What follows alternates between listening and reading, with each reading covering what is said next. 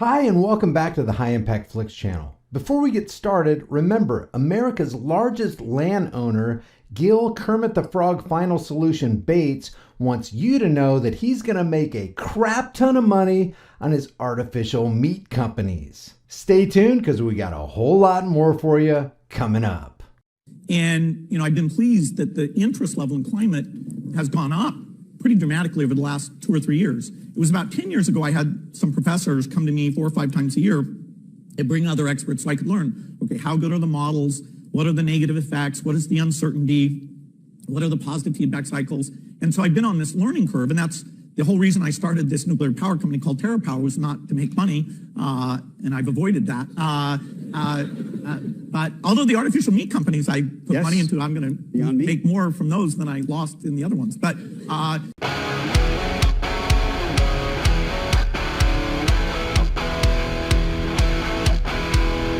People ask me all the time, Hey Brian, do you really use that Keto Elevate stuff, and does it really work?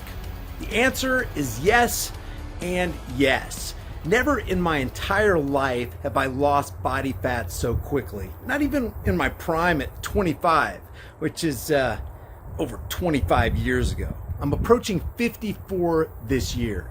If you want to support the channel and do your health a favor, grab some with my link in the description. While the Great Reset, You'll Own Nothing and Be Happy nefarious World Economic Forum plan continues full steam ahead, the Elon Neuralink Musk/Twitter takeover story is reportedly on the verge of being sealed.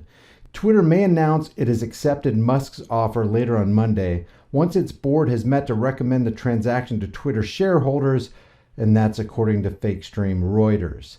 The talks are fluid and the deal could still fall apart according to those elusive sources. The Monday report by Reuters sent shares of Twitter soaring by more than 5% in pre-market trading. Twitter was unable to secure a so-called Go Shop provision from Musk, which would have allowed it to solicit other bids from potential buyers after the deal was signed. Still, Twitter would be allowed to accept an offer from another party by paying Musk a breakup fee. The move comes after Musk reportedly met with several shareholders over the weekend and outlined the specifics of his $54.20 per share bid for the social media platform.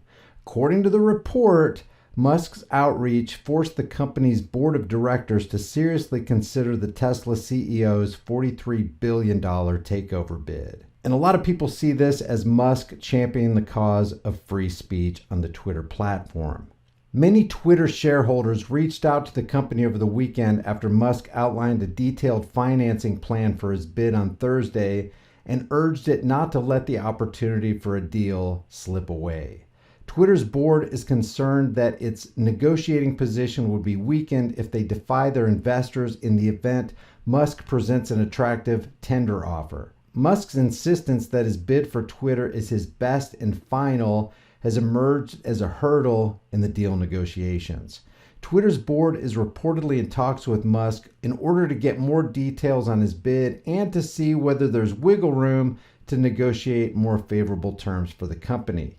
This thing is all about money and the transfer of power. But who's the power being transferred to? And for what reason? We really don't know. Twitter has not yet decided if it'll explore a sale to put pressure on Musk to raise the bid. Musk has an outstanding offer to buy Twitter and take it private in order to restore, in his words, its mission of offering a platform for free speech. Initially, Twitter's board resisted the offer and mounted a poison pill defense designed to dissuade Musk from mounting a hostile takeover bid. Musk has threatened to put forward a tender offer that he could use to enlist the support of shareholders for his bid.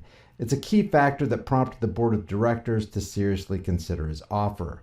The Wall Street Journal reported earlier on Sunday that Musk and Twitter would meet to discuss the acquisition offer.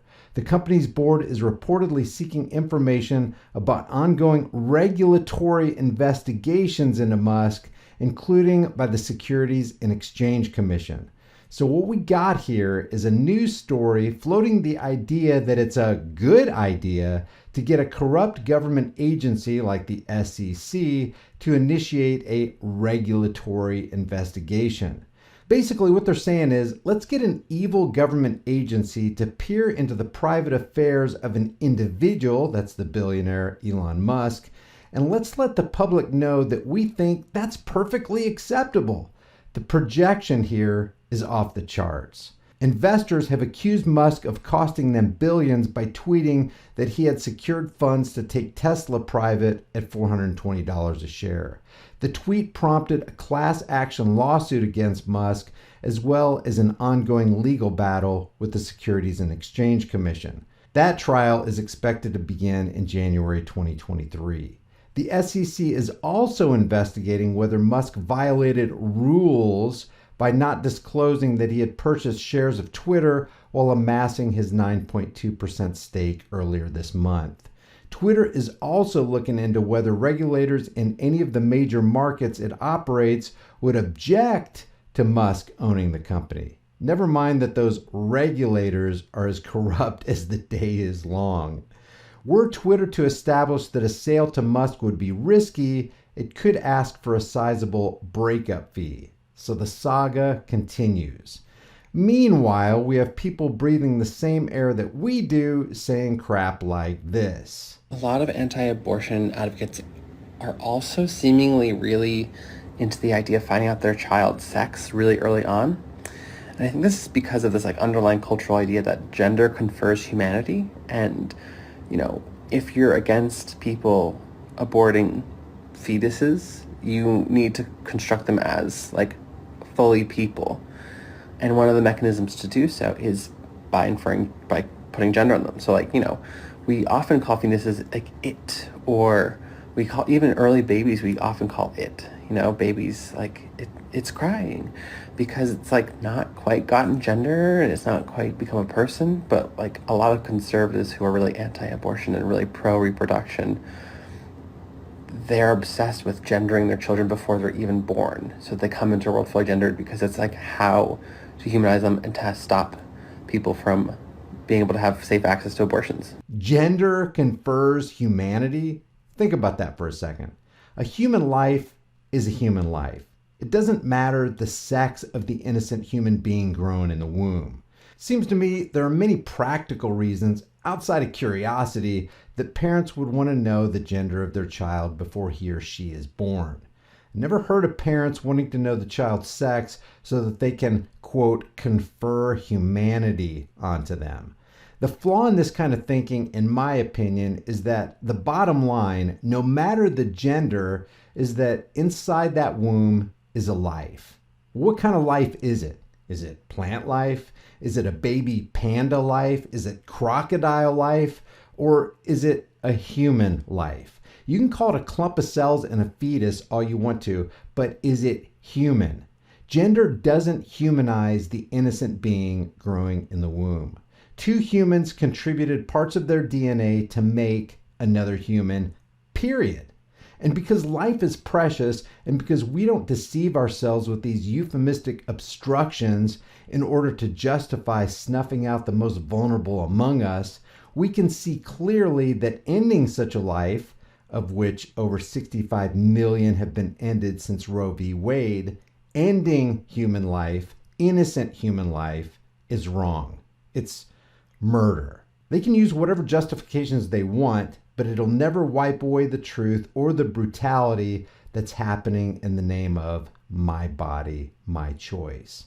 What do you guys think about this? Leave your thoughts in the comments section below for the Global Thought Police. If you haven't done so already, subscribe to the channel, hit the bell notification icon, give it a thumbs up, share it with everybody you know, and don't forget to take a second right now to subscribe to my private email list through my website, highimpactflix.com. Subscribe to my alternate channels, Grease Monkey Videos, and Here's the Deal. And if you want to support the channel, grab a hard-hitting, conversation-starting design from the store that you can put on any shirt, hoodie, mug, cell phone case, whatever you want. I'll see you guys in the next heavily censored shadow ban video. While we have time and it still retains some of its perceived value, maybe it'd be a good idea to convert your worthless fiat into valuable, storable food. Don't be the one who waits till the food riots start happening. You don't want to be fighting panicking people in the store over that last jar of peanut butter. At Prepare with High Impact Flicks, you can get up to 3 air and watertight gasket sealed ammo cans, each filled with a 4-week emergency supply. 7 food varieties, 2,000 calories a day, 284 servings, breakfast, lunch, and dinner, and each meal comes in a resealable, heavy-duty 4-layered pouch. And it's got a 25-year shelf life. Every order of a 4-week supply gets you $100 off plus free shipping. Here's how simple it is to make. I'm gonna cook up some Granny's home-style potato soup. People are gonna think I'm a culinary hero. You open the pouch, boil 4.5 cups of water, stir the contents, simmer on low heat for 15 to 20 minutes, take it off the heat, then let it set for 2 to 3 minutes before you serve it up. Man, this stuff's so good. People are going to think Granny stopped by and filled your kitchen with a whole bunch of love. Well, if Granny does stop by, she's gonna fill your behind with a whole bunch of buckshot if you keep talking with your mouth full. Wipe your dang beard off. It's embarrassing. So maybe convert some of your worthless fiat into valuable food while you still can. Order now and get $100 off of up to 3 4-week emergency food supplies at preparewithhighimpactflix.com. The link is in the description.